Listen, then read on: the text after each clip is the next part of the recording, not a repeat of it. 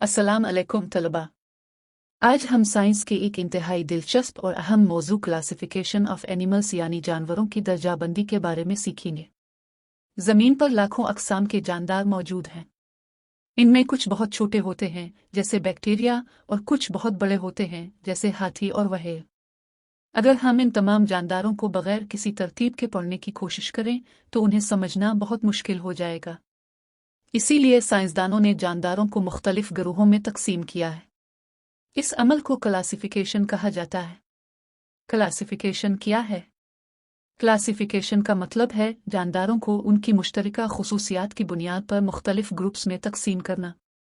मसलन, अगर चंद जानवर उड़ सकते हैं तो हम उन्हें एक ग्रुप में रख सकते हैं। अगर कुछ जानवर पानी में रहते हैं तो उन्हें दूसरे ग्रुप में रखा जा सकता है।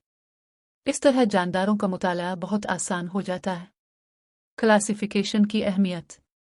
जानदारों की दर्जाबंदी के कई अहम फ़ायदे हैं। एक, जानदारों को पहचानना आसान हो जाता है। 2, उनके दरमियान फ़र्क और मुमासलत समझ आती है। 3, नई स्पीशीज़ को शनाख्त करना आसान होता है। 4, साइंसदानों को तहक़ीक़ करने में सहूलत मिलती है।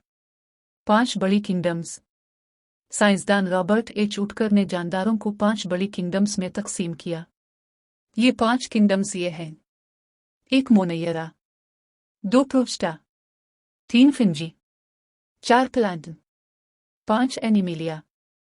अब हम इनको एक एक करके समझते हैं। किंगडम मोनैयरा। सबसे पहली किंगडम मोनैयरा है। इसमें वो जानदार शामिल होते हैं जो बहुत छोटे होते हैं, सिर्फ एक खलिए पर मुश्तमिल होते हैं। इनमें न्यूक्लियस वाज़े नहीं होता। ये जानदार माइक्रोस्कोप के जरिए देखे जा सकते हैं। मिसालें: बैक्टीरिया, सायानोबैक्टीरिया। ये जानदार मिट्टी, पानी और इंसानी जिस्म में भी पाए जाते हैं। किंगडम प्रोस्टा। दूसरी किंगडम प्रोस्टा है। ये जानदार भी अमूमन एक खलिए पर मुश्तमिल होते हैं, लेकिन इनमें न्यूक्लियस मौजूद होता है। ज़्यादातर परविस्टस पानी में रहते हैं। मिसालें: अमीबा, पेरिसेम, यूगलिना। ये जानदार माइक्रोस्कोप से देखे जा सकते हैं। किंगडम फिंजी। तीसरी किंगडम फिंजी है। फिंजी की अहम खुसूसियात: ये अपना खाना खुद नहीं बनाते। ये मुर्दा चीज़ों से ग़िज़ाइयत हासिल करते हैं। इनमें क्लोरोफिल मौजूद नहीं होता। मिसालें: मशरूम, आसेट, मोल। ये अमूमन नम और तारीक जगहों पर उगते हैं। Kingdom plankton. चौथी किंगडम प्लांटन है। इसमें तमाम पौधे शामिल हैं। पौधों की अहम खुसूसियात: ये अपना खाना खुद बनाते हैं। इनमें क्लोरोफिल मौजूद होता है। ये फोटोसिंथेसिस के जरिए तवानाई हासिल करते हैं। मिसालें: घास, दरख्त, फूलदार पौधे। पौधे ज़मीन पर ज़िंदगी के लिए बहुत अहम हैं क्योंकि ये ऑक्सीजन पैदा करते हैं। Kingdom Animalia. पांचवीं और आखिरी किंगडम एनिमिलिया है। इसमें तमाम जानवर शामिल हैं। जानवरों की अहम खुसूसियात: ये अपना खाना खुद नहीं बना सकते। ये हरकत कर सकते हैं।